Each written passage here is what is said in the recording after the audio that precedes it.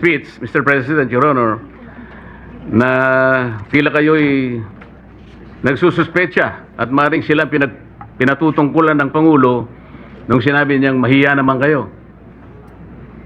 Ano po ang pinagbabatayan niyo rito? Malamang itong sinasabi ng ating Pangulo na pinatutungkulan ng ating Pangulo na mahiya naman kayo. Palagay ko ito po yung mga opisyalis ng DPWH na kasangkot o kasabwat sa pagpapatayo nitong collapsed bridge na ito sa Isabela. Siguro po ang mas tamang isipin natin, ilan lang siguro sila sa pinatamaan ng Pangulo. Kasi nung sabihin ng Pangulo po ito, Mr. President, nakaharap po siya sa Kongreso eh. Napakarami pong kontraktor doon eh. Kayo po nakakaalam nun dahil kayo po nanggaling sa House of Representatives. Hindi po, tinatanong ko po kayo isang ayon na maaring mas marami ang pinatutungkulo ng Pangulo. At hindi lamang po bagsakan ng tulay ang pinag-uusapan doon. Mr. President, hindi po ako makakasagot niyan sapagkat hindi po. Bakit naman po hindi kayo makakasagot? Hindi po ako nanggaling po ng tanong ko sa inyo. sa House of Representatives. Kayo po nanggaling sa House of Representatives. Malamang kayo po nakakaalam kung marami po ang pinatutungkulan ng ating Pangulo, Ginoong Pangulo. Talagang marami. Ako po, sinasabi ko sa inyo, marami pong kontraktor doon. Ang tanong ko lang kung kayo'y sumasang-ayon sa aking pananaw. Ay yes, sumasang-ayon po ako sa inyong pananaw. Ayun. Kung kayo po ay naniniwala, maniniwala rin po ako. Senator Dante Marcoleta is recognized. Thank you, Mr. President. I know my friend will yield to a few clarificatory questions by way of interpellation. How did you know that I will yield? Wala ka namang choice eh. Gladly, Mr. President, I feel honored and Mr. President, I want to know if the Honorable Senator is also aware of several falling bridges before this bridge subject matter of his speech. I am not fully aware of any bridge that has collapsed. May I... Here, I just my staff just gave me a list of the bridges that had collapsed in October 28, 2024. The Magapi Bridge in Balete, Batangas collapsed allegedly due to strong flood currents and the large number of uprooted trees carried by the water during Typhoon Christine. And the Bantilan Bridge, a 30-meter concrete span connecting Batangas and Quezon, allegedly collapsed on October 29, 2022, allegedly due to raging river currents and floods. And the Carlos Romulo Bridge in Bayambang, Pangasinan collapsed on October 20, 2022. The collapse was allegedly caused by two overloaded dump trucks that exceeded the bridge weight capacity. And the Borja Bridge collapsed on June 16, 2022. This was allegedly caused by a 12-wheeler dump truck that exceeded the bridge's weight limit. And the Loay Clarin Bridge, I think this is in Bohol, which spans the famous Lobok River, and this resulted in 4 fatalities and 18 injuries. And the bridge under construction in Colafu, Magsaysay, Marilog District, Davao City collapsed on February 18, 2022 while workers were filling its floor with fresh concrete. And lastly, the steel bridge collapsed in Barangay San Isidro, Mahayhay, Laguna on January 29, 2022. That's all, Mr. Chair.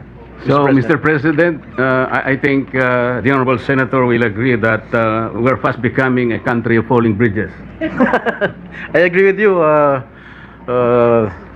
my good friend, Senator Marcoleta. In regard to this bridge in Isabela, subject matter of your speech, Mr. President, wala bang weighing scale or weighing station or weighing facility na itinalaga ang local government or national government para sa ganon yung lahat ng dadaan ng mga behikulo? Kasi, Mr. President, alam naman natin na Isabela ay agricultural economy. It consists something like 29.8% agriculture products at 25% industry. Kaya kinakailangan po siguro merong tagatimbang sa lahat ng mga truck na dadaan. Napakasimple naman sigurong problema ito. Bakit wala man lang nakaisip na maglagay po ng isang timbangan doon para sa mga sasakyan na dadaan? Sa aking pagkakalam po, Ginoong Pangulo, ay wala pong weighing bridge na nakalagay po ron sa Kabagan Santa Maria Bridge. Kaya siguro bigla nila pumasok itong overloaded na truck na nag-weigh ng 89.63 metric tons. Kaya po bumagsak, overweight to ng 43 metric tons. Kaya siguro bigla hong bumagsak ang tulay ng Kabagan na Santa Maria Bridge, Ginoong Pangulo. Binanggit po ninyo sa inyong speech, Mr. President, Your Honor, na isa sa nakadidismaya matapos ito'y maimbestigahan sa pangunguna ng ating kasama, Senator Alan Peter Cayetano, ay nabahala po kayo na malinaw na may kawalan ng pananagutan mula sa mga taong responsable sa pagpapatupad ng proyektong ito. Tama po ba yung aking narinig? Tama po kayo, Ginoong Pangulo. Ibig bang sabihin po ay hindi natukoy ng investigasyon ng ating kasamahan ang mga responsableng tao na mayroong kasalanan dito sa bagay na ito? Ginoong Pangulo, ang sa pagkakalam ko, fact-finding lamang po ang ginawa ng Yun nga po. DPWH. Dahil At wala pong fact-finding- mga pangalan na binanggit. Ngayon, kung ako po itatanong ninyo kung sino-sino po ang magiging responsable, sasabihin ko po sa inyo kung sino-sino po itong mga ito. Salamat po, Mr. President, Your Honor, kasi po meron kayong binanggit dito na dalawang Assistant Secretary ng DPWH sa panahon na ginagawa ang proyektong ito na nakatalaga sa Region 3 o Region 2 at tatlong Undersecretaries naman ang malinaw na meron ding control sa budget at supervision sa panahon na ito'y ginagawa. Tama po ba? Tama po kayo, Ginoong Pangulo. Para po malaman ng ating kapulungan, maaari po bang sabihin natin kung sino po itong mga taong tinutukoy po ninyo, Mr. President, Your Honor? Maraming salamat, Ginoong Pangulo. Nagtanong na rin po kayo kung sino-sino po itong mga tao. Hindi ko nabanggit sa aking privilege speech. Subalit nagtanong po kayo, mapipilitan ko pong ibulgar kung sino-sino po itong mga taong responsable sa pagbagsak nitong sa pag-collapse nitong tulay sa Kabagan Santa Maria. Unang-una, si Assistant Secretary for Regional Operations in Luzon, Loretta Malaluan. She succeeded Neri Bueno, now Asik Bueno, as Regional Office Region 2 Director. The time when the bridge project was already facing structural problems. Siya ang nagrekomenda noong January 2021 na pondohan ang retrofitting na nagkakalaga ng 233.5 million o yung pagsasagawa ng epoxy crack repairs. In March 2022, she formally requested that the project be reclassified from a replacement to a retrofitting strengthening project given the persistent structural issues. Pangalawa po, Ginoong Pangulo, Assistant Secretary for Regional Operations in Visayas and Mindanao, Neri D. Bueno. Siya po, as then Regional Office 2 Director, Engineer Bueno was involved in the implementation of Phase 1 and Phase 2 of this project. In 2018, then Project Engineer Felipe Lingan began reporting early signs of possible bridge failure. Noong pa lang 2018, nakitaan na nitong si Mr. Lingan na medyo malapit na magkolapso o may failure, early signs of bridge failure.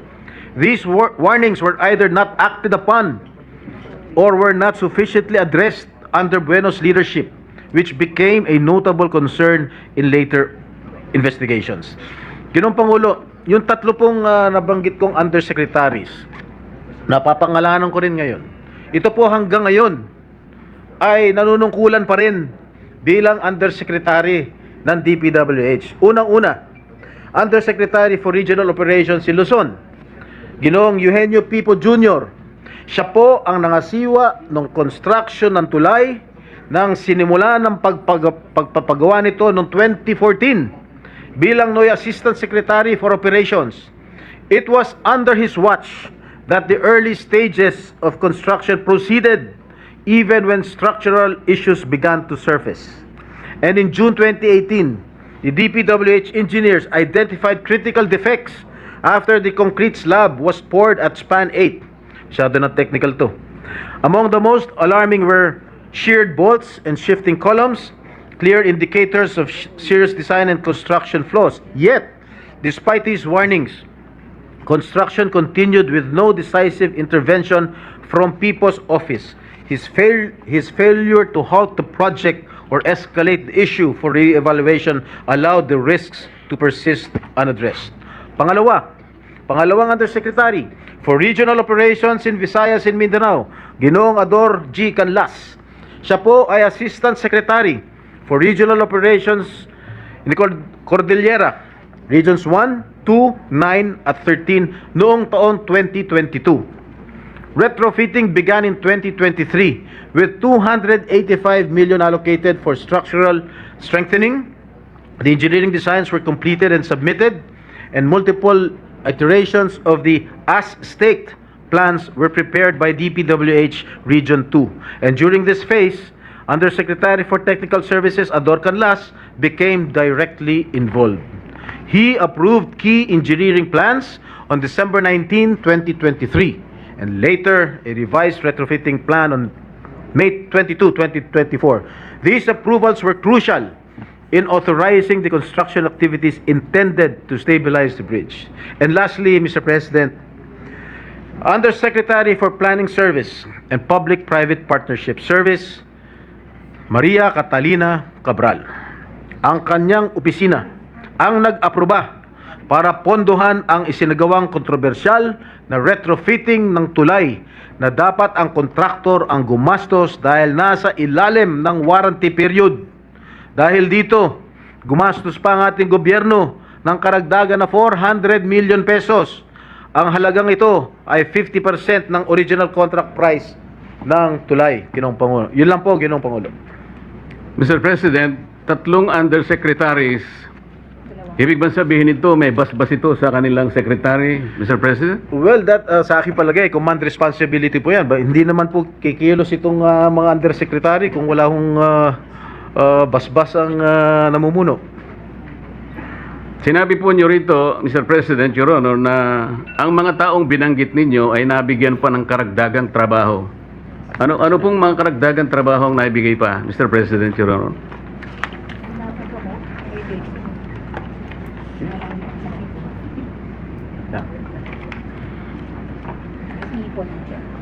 Habang binabasa po ninyo yan, karagdagan sigurong impormasyon, Mr. President, meron po akong nabasang isang parang briefing na dalawa po sa binanggit yung undersecretaries parang nagkaroon po ng pagbabago, atas ng panibagong katungkulan, nagmula mismo sa tanggapan ng DPWH. Tama po kaya yun? Tama po Mr. kayo, President, Your Honor? Tama po kayo, Ginoong Pangulo. Nasaan na?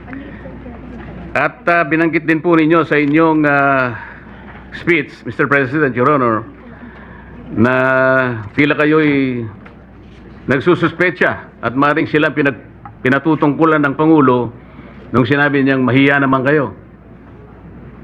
Ano po ang pinagbabatayan nyo rito? Malamang itong sinasabi ng ating Pangulo na pinatutungkulan ng ating Pangulo na mahiya naman kayo. Palagay ko ito po yung mga opisyalis ng DPWH na kasangkot o kasabwat sa pagpapatayo nitong collapsed bridge nito sa Isabela. Siguro po ang mas tamang isipin natin, ilan lang siguro sila sa pinatamaan ng Pangulo. Kasi Malamang nung po. sabihin ng Pangulo po ito, Mr. President, nakaharap po siya sa Kongreso eh.